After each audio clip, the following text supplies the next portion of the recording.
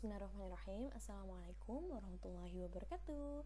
Selamat pagi anak-anakku kelas 12 IPS 1, IPS 2, dan IPS 3. Nah, setelah kemarin kita membahas tentang definisi perubahan sosial, kemudian juga faktor yang menyebabkan terjadinya perubahan sosial, sekaligus berlatih latihan soal, mengkategorisasikan termasuk perubahan sosial faktor dari luar atau dari dalam, tentang sebuah artikel kemarin tentang itu ya, postkamling itu ya, yang di era modernisasi ini. Mungkin jawabannya bisa di save dulu. Nanti kalau misalkan kita ada pertemuan Zoom atau apa, boleh ya, nanti dipaparkan untuk sebagai tambahan nilai. Dan pertemuan ini kita membahas tentang faktor pendorong, kemudian faktor penghambat perubahan sosial, serta proses terjadinya perubahan sosial di pertemuan ketiga. Langsung aja. Faktor pendorong itu ada apa aja sih? Ini ada gambarnya upload file ya. Upload file untuk menuju ke perubahan sosial. Kita next. Yang pertama ada juga, ini beberapa, ini tidak saklek ya, tapi ini adalah beberapa poin-poin yang Ustazah paparkan. Nanti kalau misalkan ada tambahan boleh gitu. Jadi ilmu sosial itu sifatnya tidak kaku, melainkan luas ya. Yang penting sesuai dengan pakemnya. Jadi faktor pendorong perubahan sosial itu salah satunya adalah kontak dengan kebudayaan lain. Contohnya ini, jadi kalau kita melakukan kontak sosial, kita berinteraksi, kita mencari informasi tentang budaya-budaya lain, insya Allah pastinya nanti ada perubahan dari pola pikir kita, dari pola tindakan kita untuk saling menghargai, saling terbuka dengan budaya-budaya lain, sehingga timbulnya rasa toleransi, ya kan, bukan rasa menganggap budayanya lebih unggul, ya, seperti itu. Jadi perubahan-perubahan pemikiran yang lebih terbuka. Terus selanjutnya juga ada sikap saling menghargai hasil karya orang lain dan adanya keinginan untuk maju. Jadi kalau misalkan punya adik nih, siapa yang punya adik ya kan, kalau misalkan adiknya ada perubahan, habis bantu kakaknya atau apa, pujilah sedikit. Misalkan, adik hari ini pinter ya, bantuin kakak cuci baju, bantuin kakak cuci piring, adik pinter deh, atau belikan jajan, atau belikan apa, itu sebagai bentuk penghargaan ya, sehingga orang itu semangat untuk melakukan hal-hal kebaikan. Jadinya perubahan sosial ke arah positif itu juga semakin semakin banyak dilakukan orang, karena orang merasa dihargai. Dan dihargai itu tidak hanya berbentuk materi ya, tapi dihargai itu lebih ke apresiasi, baik itu disimbolkan dengan pemberian materi atau seperti pemberian piala dan penghargaan-penghargaan lainnya tentunya. Kemudian juga ada faktornya itu, yaitu pendidikan maju. Coba bisa dilihat ini ya, pendidikannya maju banget, sudah ruangannya bisa terpakai dengan beberapa orang dan space yang bisa bekerja secara efektif, efisien, dan tentunya nyaman ya. Itu karena mungkin ini juga keterlibatan dari faktor-faktor desainer ruangan ya kan, arsiteknya, kemudian teknologinya, itu pasti yang menunjang dimana perubahan sosial kantor itu semakin modern dan semakin efektif dan efisien untuk dipakai bekerja. Kemudian yang toleransi ini juga, itu pemikirannya terbuka tadi ya. Ada agama Islam, ada agama Kristen, di sini juga Mungkin ada juga yang agama kejawen, bukan agama ya, budaya kejawen itu bersatu dalam bingkai toleransi antar budaya dan agama. Ini yang membuat perubahan sosialnya menjadi apa? Ya semakin kita tidak bersifat tertutup, tapi kita open minded, pemikiran kita terbuka, kemudian kita mau menghargai perbedaan dan tentunya tidak saling mengucilkan, ya kan? Itu perubahan-perubahan yang diharapkan terjadi dari dulu hingga dari zaman dulu hingga sekarang. Kemudian juga faktornya yaitu ada sistem terbuka lapisan masyarakat. Maksudnya apa sih, Us? Ya, masyarakat itu terbuka lapisan-lapisannya. Jadi yang anak ini siswa membaca buku, dia mau terbuka pikirannya dengan membaca informasi, majalah, koran, berita-berita terkini. Kemudian juga ada ini om tante misalkan ya, melihat komputer seputar internet, ya kan. Terus ada yang melihat TV, mungkin ayah dan om kita gitu ya, televisi. Jadi masyarakat terbuka dengan informasi-informasi baru dan pastinya juga tentunya harus disaring ya, mana yang baik untuk kita. Jadi bukan masyarakat yang tertutup, tapi masyarakat yang terbuka, like masyarakat kota. Penduduk yang heterogen, ya penduduk heterogen ini juga salah satu mempengaruhi cepatnya perubahan sosial. Jadi masyarakat itu bermacam-macam budayanya, kemudian bermacam-macam profesinya. Jadi seperti di masyarakat kota, profesinya itu ada manajer, ada investor, ada pemilik perusahaan, misalkan ya, kalau di sebuah perusahaan ada karyawan, kemudian juga ada misalkan pegawai kontrak gitu kan. Nah, itu macam-macam pekerjaannya. Nah, itu yang membuat kita juga berpikirnya lebih open minded gitu. Kalau misalkan di desa itu biasanya rata-rata homogen ya, bukan hetero itu bermacam-macam. Kalau homogen itu kan homo berarti sama, hetero tuh berbeda-beda ya, bermacam-macam. Jadi nggak sama kalau hetero, kalau homo kan sama. Kalau masyarakat desa itu cenderung homogen karena pekerjaannya mayoritas kebanyakan adalah petani, baik petani pemilik lahan, petani penggarap lahan, maupun petani penyewa misalkan seperti itu. Jadi rata-rata mayoritas sama, petani, peternak, kemudian juga ada apa biasanya di desa rata-rata pedagang ya.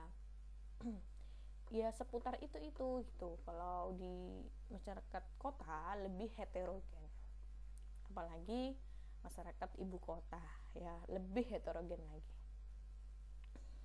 Dari yang kantoran formal hingga non formal juga ada di dalamnya, dan itu jumlahnya juga nggak mayoritas ya, maksudnya sama-sama besarnya gitu, pekerjaan non formal dan formal. Namun kalau di desa biasanya lebih banyak pekerjaan non formalnya.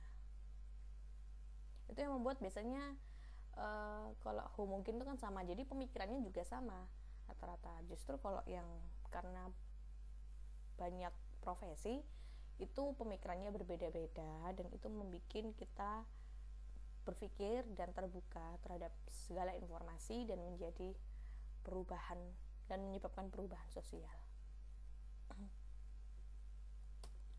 Selanjutnya itu ada ketidakpuasan masyarakat terhadap bidang-bidang kehidupan tertentu. Contohnya ketidakpuasan terhadap ilmu pengetahuan dan teknologi, yang dulunya HP-nya jadul, cuman bisa buat SMS, huruf ya. Siapa yang menangin? Gak menangin kalian ya pasti. Mungkin orang tua yang menangin ya. Ustazah juga masih menangin ini pas dulu SMA itu juga masih gini HP-nya. SMA kelas 1, 2 ya, kelas 3 udah ada BlackBerry. BlackBerry juga nggak gini kan layarnya, si layar yang pencet gitu. Jadi ada ketidakpuasan masyarakat dengan aplikasi-aplikasi yang untuk mengefektifkan kinerjanya, sehingga timbullah penemuan-penemuan yang baru seperti itu. Kemudian juga adanya orientasi ke masa depan. Jadi masyarakat yang biasanya pendidikannya maju ini terus berpikir gitu loh, bagaimana masa depan dunia, masa depan negaranya itu bisa semakin lebih maju, tidak terbelakang, lebih terdepan, lebih berkembang, guna untuk bersaing dengan negara-negara lainnya. Itu pasti adanya, maka secara tidak langsung akan mendorong adanya perubahan-perubahan sosial, baik di bidang ekonomi, politik, agama, dalam pengaplikasiannya, dan bidang-bidang lainnya. Nah, setelah kita berbicara tentang faktor pendorong, tentunya kita juga berbicara tentang penghambatnya apa sih perubahan sosial itu. Nggak sampai pada faktor move, berubah. Loadingnya kenapa? Nah, ini salah satunya kurangnya interaksi. Nah, biasanya masyarakat yang di pedalaman ya itu mereka kurang ada interaksi dengan teknologi, dengan informasi-informasi yang berada di luar desanya, sehingga sulit untuk dilakukan adanya perubahan sosial di dalam masyarakat itu, baik secara pemikiran, sikap, dan perilakunya. Biasanya mereka ini lebih ke mengedepankan nilai-nilai tradisi dan meneruskan nilai-nilai yang dulu nenek moyang berikan kepada turunan mereka. Jadi nggak sampai terkontaminasi dengan nilai-nilai dari luar. Biasanya seperti itu. Nah, kemudian juga ada perkembangan iptek yang lambat, ya, misalkan teknologinya tidak di-upgrade, kemudian juga tidak memakai teknologi yang terbaru. Contohnya seperti kemarin yang kapal selam kita itu sudah lama dan tidak di-upgrade dengan kapal selam yang baru, ya, sehingga bagaimana bisa merubah ketahanan suatu negara bisa lebih kuat gitu ya, dari ancaman, melindungi dari ancaman negara-negara lain bila senjata dalam alat pertahanan negara itu juga tidak diperbarui sesuai dengan masa usianya dan kebutuhan negara. Kan? Kemudian ini juga ada sikap masyarakat yang tradisional. Ini contohnya adalah pengobatan tradisional, ya, yang misalkan tidak terlalu mengutamakan obat-obatan medis, ya. Jadi mereka lebih kepada obat-obat tradisional. Jadi tidak ada, sulit untuk ini mengupayakan terjadinya perubahan sosial ke arah ilmu pengetahuan, ya.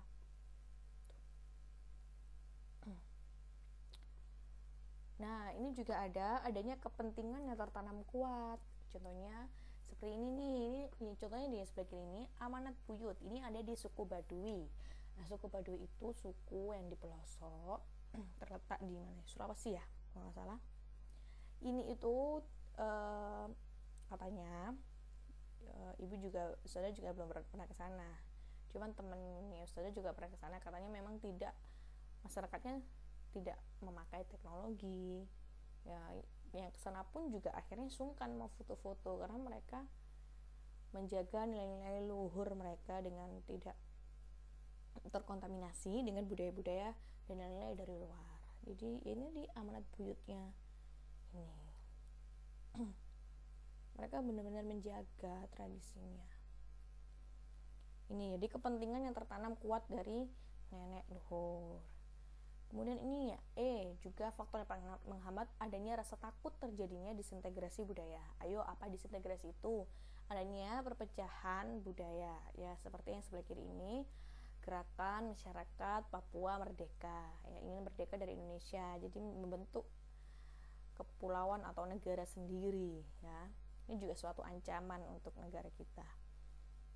Ya, karena memang budayanya kita berbeda-beda di Indonesia ya, dan kebetulan juga terpisahkan dengan lautan, jadi rawan sekali untuk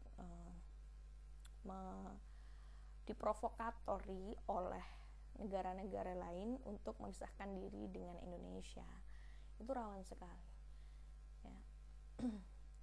Ya, seperti itu.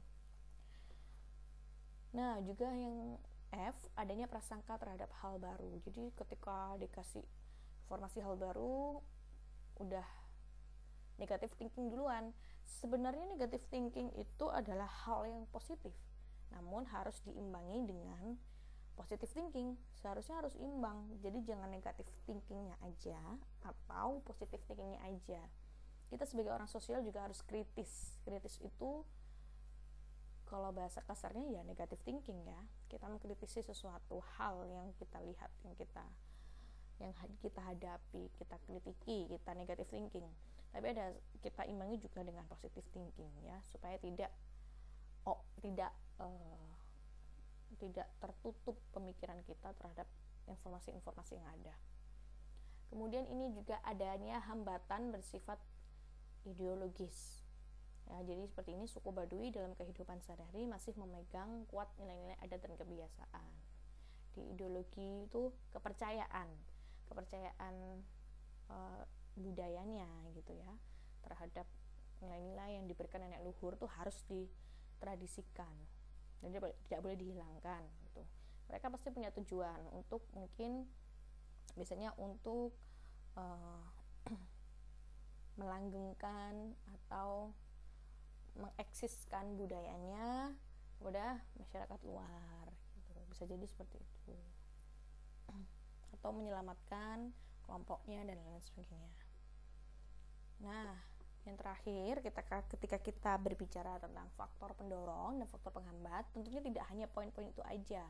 Bisa kalian mencari poin-poin tambahan ketika tidak keluar dari konteks perubahan sosial.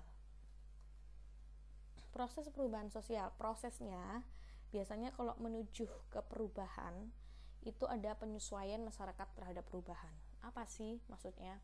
Penyesuaian, tidak sesuai atau sesuai. Jadi kalau misalkan tidak sesuai ya nilai-nilai itu akan ditinggal, tapi bila sesuai nilai-nilai itu akan dipakai. Jadi nanti akan adanya akulturasi, asimilasi, penggabungan dua budaya atau penggabungan atau peleburan dua budaya menjadi satu, ya kan?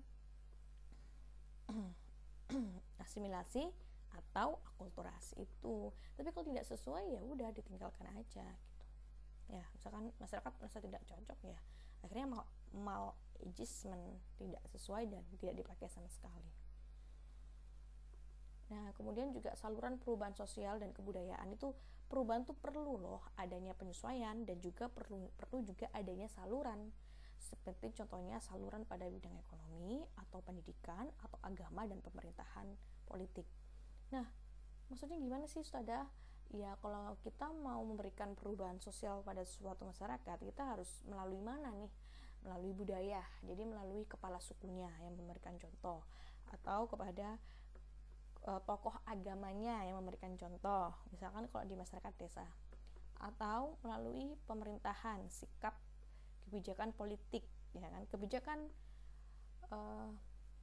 perubahan sosial, pendidikan jarak jauh, kebijakannya ya kebijakan politik pemerintahan. Kemendikbud mengeluarkan edaran bahwasanya pembelajaran jarak jauh selama pandemi itu adalah perubahan yang ditetapkan melalui kebijakan.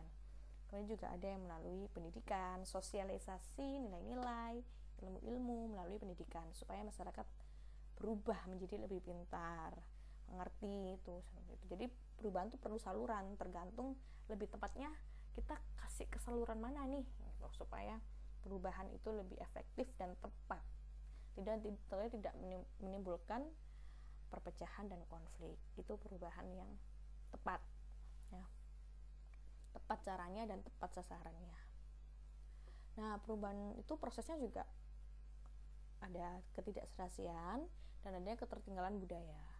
Contohnya misalkan ada yang nih di pelosok desa ada yang mau pakai handphone atau laptop untuk bekerja untuk dikasih laptop mau untuk bekerja gitu ya, supaya lebih mengefektifkan, bisa email-emailan gitu ya dengan masyarakat yang ada di kota. Misalkan mau impor atau misalkan mau ekspor di bidang pertanian, ekspor jagung atau ekspor padi gitu kan, kita kan butuh internet ya, email-emailan untuk mengirim surat kerjasama dan lain sebagainya. Tapi mereka sudah dikasih laptop, tapi mereka nggak ada wifi, percuma dong. Laptopnya cuma bisa buat ngetik aja. Di sana terbatasnya wifi, tidak seperti di kota, dan wifi di sana pastinya berlangganannya cukup mahal untuk menyinkronkan dengan sinyalnya itu pasti juga paketannya lebih mahal, tidak semurah di perkotaan. Nah, itu termasuk ketertinggalan budaya. Karena apa? Karena di pusat kota hal itu sudah menjadi konsumsi primer, kebutuhan utama, karena masyarakat kota sudah memakai internet hampir semuanya, dari kalangan anak-anak, remaja, dewasa hingga lansia.